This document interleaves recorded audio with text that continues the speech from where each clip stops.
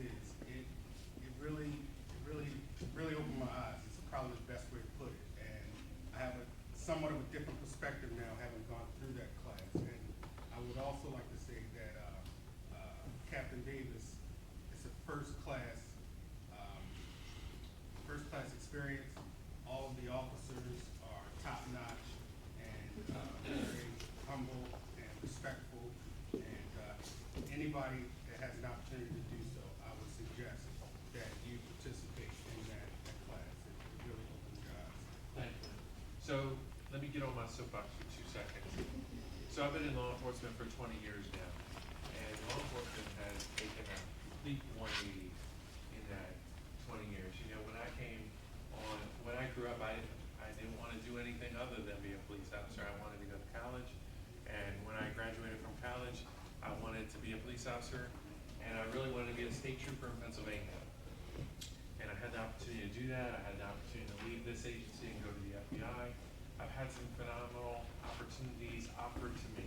And what I found was I got here and I stayed here because this agency is big. It has a lot of opportunity to move around. I could leave this, well, I can't anymore because I'm a captain now. But when I was an officer or a sergeant or a lieutenant, I could leave any agency that I was at and I'd go work for a completely different section. It was kind of like starting a whole new job. But I was within the same entity, and that really appealed to me. And I took Baltimore City in as my own, and I love everything about it. And just kind of wanted to be here to make a difference. I mean, at the end of the day, my reason to get, to rise in rank was to have more impact, in everybody's community. And I can remember sitting around as a sergeant with another sergeant going, if we're district commanders, what would we do? And I would love to do things like get together for crime cleanup days and different things like that. These are the things that I was brainstorming as a sergeant. Like, how would I get involved? How would I help reconnect some of those communities? And the reality is you get to this level and you just run out of time in the day. You run out of resources to put in a crime cleanup day. And then you're judged on split-second decisions. I've almost shot somebody in his own home. I've been on car stops where guns have been present. And even people that I know in my personal life, they say to me, well, why don't you just shoot them in the arm? Like, why can't you shoot them in the leg? Why do you have to shoot and kill them? Well, we don't shoot to kill anybody. We shoot to incapacitate. Oftentimes they're the same because we're trying to stop aggressive action, right?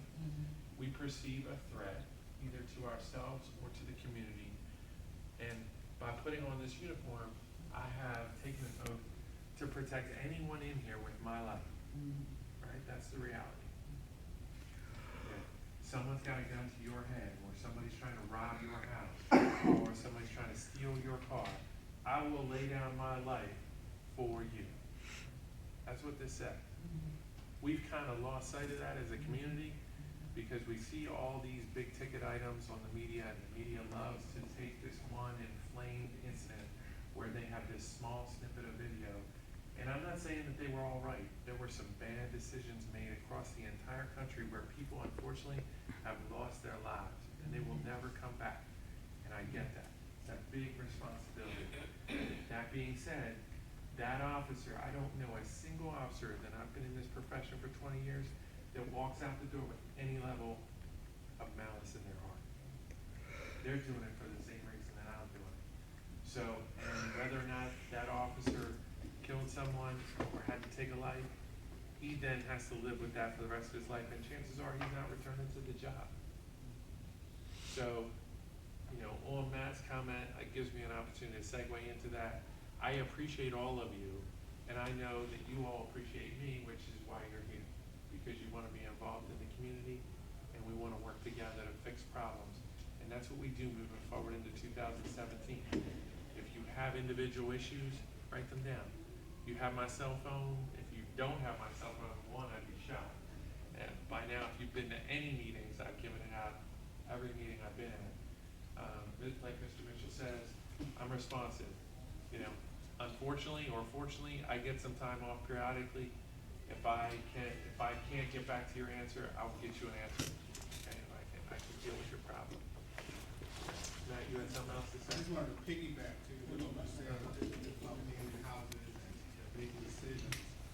In the shoot, don't shoot drill, I actually would have been shot twice because I didn't shoot fast enough. I gave the person the benefit of the doubt and bang, that was it for me. And the officer that was on duty, he said, okay, well, you would've just got shot. I'll give you another chance. And again, I was telling the guy, you know, drop the weapon, sir, drop the weapon, bang, he just got shot again. Okay, so the next time, obviously. So there are, it only takes Matt getting shot twice before he then starts using his weapon. So those are some great opportunities. I just sent you the email. Is your cell phone number still 443-462-2639? It is. Okay. It is. Say it one more time. 443. I was late to the party. I'm the only one that don't have it. 443-462-2639. Can you spell your last name? Yerg, Gray spelled Pick it backwards. up. Gotcha. Yes, ma'am. I would just like to say thank you for, keeping Hilltop safe. Absolutely. We have a vested interest and a great partnership with the Northwest Police Department. I'd like for you to speak on the organizations or members of the organizations that do not have the block watch number, because it is very, very important. Almost all of the members of Hilltop have a block watch number, and we get on crime in our area. So block watch numbers, for those of you that aren't aware, so there's a registration process through the city whereby it allows you to call 911 and simply identify yourself with that anonymous block watch number. So it keeps your name and your number out of the process. And it allows you, I would say, you can speak to this man more than I can, it allows you to expedite the call to a certain extent, because it gets you on and off the phone a little quicker by just saying, this is block watch number, 5143, and I can tell you that we have 2 suspicious males and they're in the alleyway behind my house, or behind the 5400 block of Reisterstown Road. You know what I mean? So I believe that's available online, the registration form, the block watch registration forms. But if not, we can get them. Again, not unlike the Northern District, we have our CRC meeting the 4th Tuesday of every month in the Northwest District Station House.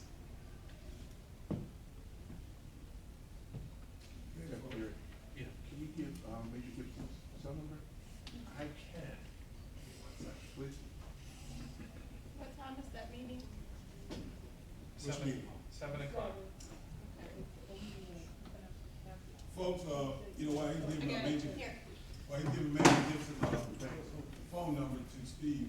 Steve is the new president of Park Terrace Neighborhood Association. They just joined Neighborhood United last week. I'd like to welcome him to the family. Let me just say this to you. If we walk out here tonight, and somebody's at your car and put a gun in your head or gun in your side, they don't even have to have a gun. They put their finger in your side. Don't make somebody prove to you that they have a gun. Okay? I seen a guy get killed like that, worked in Church's Chicken. Guy came in and had his hand in his pocket and he said, man, give me some money out of the revenue. And he gave the guy, every night the little young sister man would give the guy $10. Manager came in one day and said, I'm tired of you. He thought the guy was stealing. I'm tired of you going to the revenue every day you're $10 short. Don't give that guy no more money. Guy came in, showed up the next night. The guy said, give me the money. He said, I guess he just tried to get a hit or something. And the little sister man said, no, I can't give you no money. Poor like that, they shot him in the head and killed him. And the manager that told him to give him the money, they were open the same day that boy's funeral went past Church's Chicken.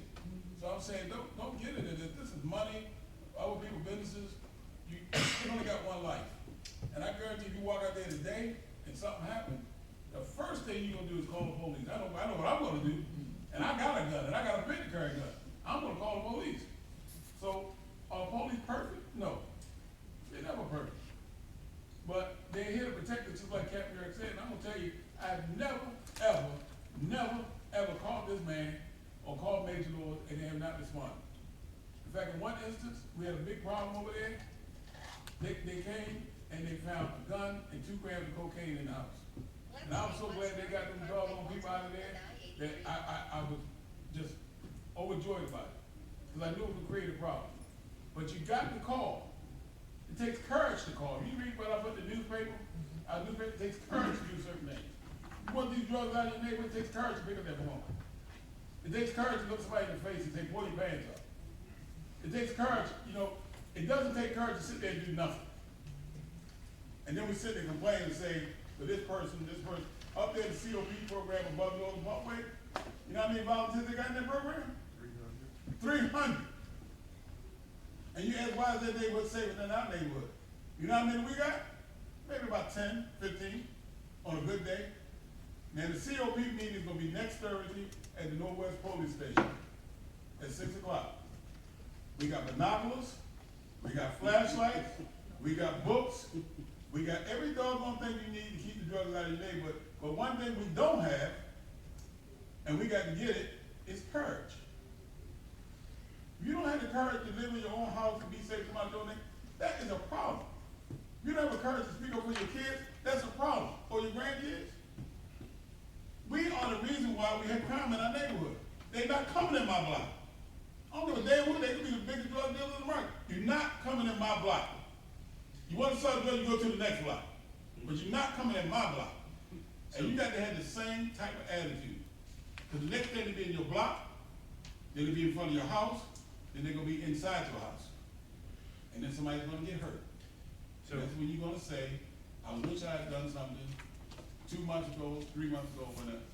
So having said that, Captain Yerg, So real quickly, let me give you Major Lewis's number. She can be reached at 410-913-3966. So 410-913-3966. Now, the best way to get a hold of us with a real-time issue is to text both of us. Because if one of us isn't working, the other one is. So you can always get one of the two of us. And you have it covered. Sure, my number is 443-462-2639. And what's hers one more time? What's what? What's hers one more time? I got the 410-913, what did I say, 3966? 3966. Yeah. That's what you said. Yeah, that's Is it. that what it is? Yeah. if you lose it or don't have it, call our office, we'll give it to you again. And Major Gibson, just for those of you that might want it, if you live around the Northern District line, he is 443-690-7177.